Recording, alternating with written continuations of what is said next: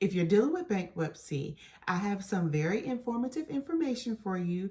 So stick around to the end. You're gonna want to hear this. Okay, so we're talking about LexisNexis. Okay, so you guys know that for a while now, I've been coming on telling you guys about how to dispute with LexisNexis to get them to delete the bankruptcy off of the credit report, because that's who the main credit bureaus get their information from, right? Now, it's still a very effective strategy. It does work, especially if you stay persistent at it. Some people, it works for right away. Some people, it may take 3 or 4 tries. Everybody's process is different. But however, what happens when LexisNexis sends you that golden letter stating that they have deleted the bankruptcy? Is it really gone completely? The answer is no. It's not completely 100% gone. It's just gone from your consumer file. Okay, guys, so you know I'm really big on making presentations. I like for you to be able to see what I'm saying. So that way, if I'm going too fast for you, you can always like pause or screenshot and read on.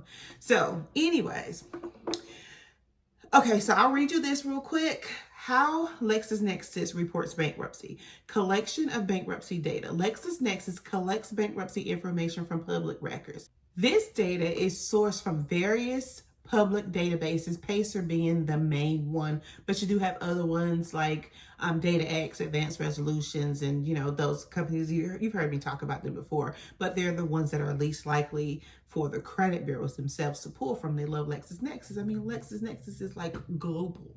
So anyway, the collected data includes details such as bankruptcy case number, file date, type of bankruptcy, status, and other pertinent information. Verification of data. LexisNexis has robust systems in place to verify the accuracy of the collected data. This involves cross-referencing with official court records and other reliable sources. So that's how sometimes, like if you ever gotten a letter back from LexisNexis with a copy of one of your court documents in, right? Like they go that deep. And so they have some good, I will give it to LexisNexis. They have some info. They buy a house if you want to, sell a property, it's on your LexisNexis file. Verified data is then included in their consumer reports, which are accessible to various entities like lenders, employers, and insurers, and also credit bureaus. Okay. Now, verified versus unverified. Now we're getting to the good stuff, guys. So I'm gonna keep reading. Verified data. It's crazy how LexisNexis keeps verified data, but they also keep unverified data. It's like I can't verify this, but I'm gonna hold this under the sink in case this comes back up again, and then I can go try to verify you and put you out there. That's how I feel, like you're holding back. Anyway, all right, so verified data refers to information that has been cross-checked and confirmed for accuracy. LexisNexis ensures that the bankruptcy information included in their consumer reports is verified and up to date. Now, this data is used in their official consumer reports that are subject to regulations under the Fair Credit Reporting Act. Okay, so here's the good stuff, guys. Get this. Unverified data. LexisNexis also collects unverified data, which may include information that has not yet been cross-referenced, confirmed, or has been disputed by a consumer but could not be properly verified.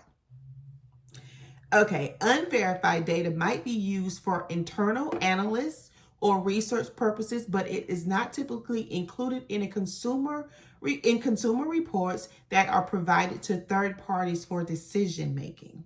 Okay, so it makes you feel a little bit better knowing that LexisNexis may not share that information with consumer reporting agencies or lenders or whoever, but just knowing that they still kind of have it in the background, just kind of like sitting under a pile waiting for the day that something can come up about it and they can verify you, is kind of, concerning, right? I mean, if I had a bankruptcy, I would be concerned about that.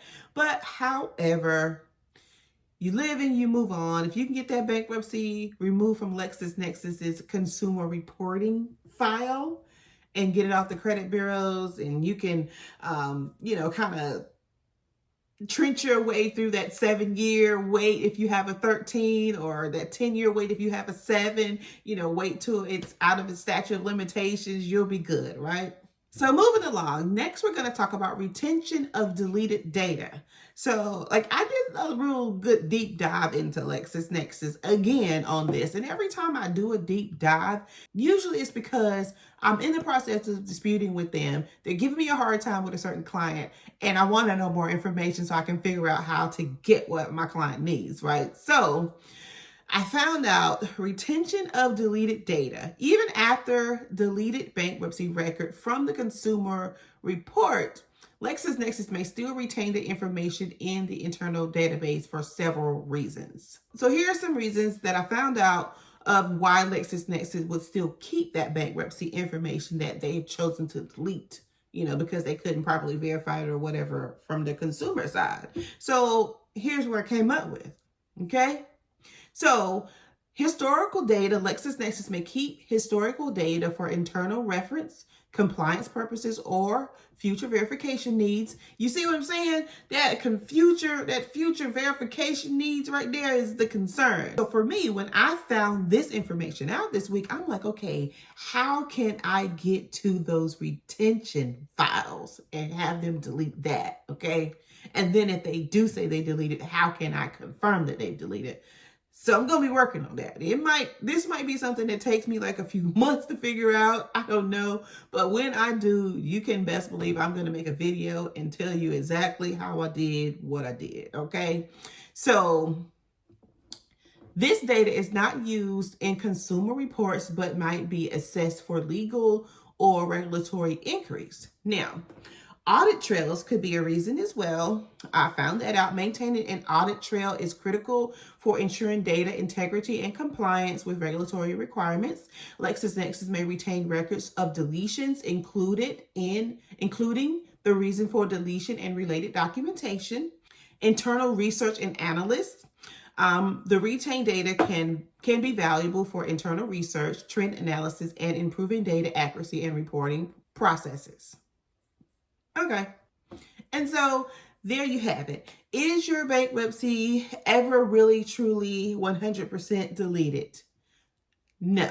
Okay, it's not. There's the answer.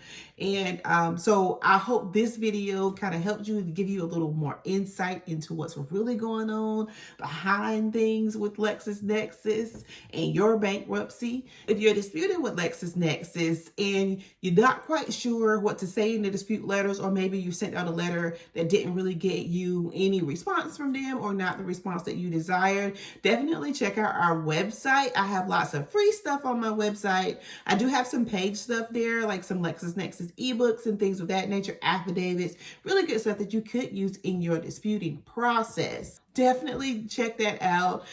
If nothing else, you can definitely get you a bunch of free stuff to help you in your disputing process. I'm really big on free stuff. And also, if you have any specific questions or anything that you would like for me to do, like a deep dive video on concerning your credit or credit reporting, please just leave your request in the comments. I'm very much happy to oblige as long as I see that it's something that I have not already covered. If I've covered it, I'll just send you a link of where I covered it at, okay? So until the next video, bye.